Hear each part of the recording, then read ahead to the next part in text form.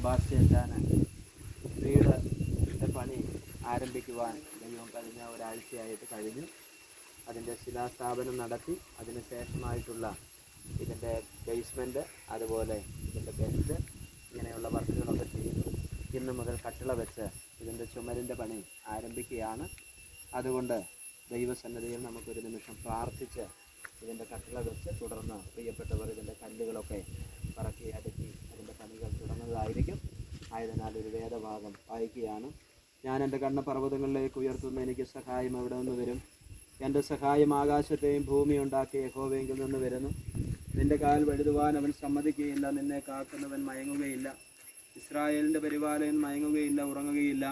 യഹോവ നിൻ്റെ പരിപാലകൻ, യഹോവ നിൻ്റെ വലത്ത് ഭാഗത്ത് നിനക്ക് തണൽ. പകൽ സൂര്യനെങ്കിലും രാത്രി ചന്ദ്രനെങ്കിലും നിന്നെ ബാധിക്കുകയില്ല. യഹോവ ഒരു ദോഷവും തട്ടാതെ വണ്ണം നിന്നെ പരിപാലിക്കും. അവൻ നിൻ്റെ പ്രാണനെ പരിപാലിക്കും. യഹോവ നിൻ്റെ ഗമനത്തെയും ആഗമനത്തെയും ഇന്നു മുതൽ എന്നേക്കും പരിപാലിക്കും. ദൈവസന്നദ്ധയിൽ നമ്മുടെ കണ്ണുകളടച്ച് നമ്മുടെ കർത്താവിനോട് നമുക്ക് പ്രാർത്ഥിക്കാം. ഇന്ന് പകൽക്കാലം ഇതിൻ്റെ പണി ആരംഭിക്കുകയാണല്ലോ. അതിനോടുകൂടെ ദൈവത്തിൻ്റെ തിരുസാന്നിധ്യം കൂടെ ഇരിക്കേണ്ടതിനായി ഒരു നിമിഷം നമ്മുടെ കണ്ണുകളടച്ച് കർത്താവിനോട് നമുക്ക് പ്രാർത്ഥിക്കാം. ഞങ്ങളെ അതിവാത്സല്യമായി സ്നേഹിക്കുന്ന ഞങ്ങളുടെ ദൈവമേ, സ്വർഗീയ നല്ല പിതാവേ, അനുഗ്രഹീതമേറിയ ഈ നല്ല പകൽക്കാലത്തിനായി നന്ദിയുള്ള ഹൃദയത്തോടെ ഞങ്ങളങ്ങേ സ്തുതിക്കുന്നു, സ്തോത്രം ചെയ്യുന്നു. പ്രത്യേകിച്ച് പ്രിയപ്പെട്ട സെബാസ്റ്റ്യൻ ജാൻസി ആൻറ്റിക്കും വേണ്ടി ഇങ്ങനെ ഒരു ഭവനത്തിൻ്റെ അടിസ്ഥാനം കഴിഞ്ഞ ഒരാഴ്ചയ്ക്ക് മുന്നേ ഇടുവാനിടയായി തീർന്നു. അന്ന് മുതൽ ഇതിൻ്റെ പണി ആരംഭിച്ചു. ഇതുവരെയും ദൈവത്തിൻ്റെ കൃപ കൂടെയിരുന്നു. ഇന്ന് പ്രാർത്ഥിച്ചതിൻ്റെ കട്ടിള വെക്കുകയാണ്.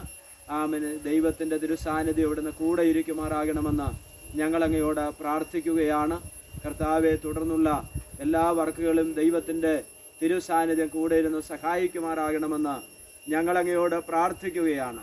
യഹോവ വീട് പണിയാതിരുന്നാൽ പണിയുന്നവർ വൃഥ അധ്വാനിക്കുന്നു. യഹോവ പട്ടണം കാക്കാതിരുന്നാൽ കാവൽക്കാരൻ വൃഥ ജാഗരിക്കുന്നു എന്ന് അങ്ങയുടെ തിരുവചനത്തിൽ ഞങ്ങൾ ഇവിടുന്ന് വായിക്കുന്നുവല്ലോ. കർത്താവേ, പിതാവിൻ്റെയും പുത്രൻ്റെയും പരിശുദ്ധാത്മാവിൻ്റെ നാമത്തിൽ ഞങ്ങൾ ഈ കട്ടിള ഇവിടെ പ്രതിഷ്ഠിക്കുകയാണ്. ദൈവത്തിൻ്റെ തിരുസാന്നിധ്യം അവിടുന്ന് കൂടെ ഇരിക്കുമാറാകണമെന്ന് ഞങ്ങൾ അങ്ങയോട് പ്രാർത്ഥിക്കുകയാണ്. യേശുവിൻ നാമത്തിൽ തന്നെ.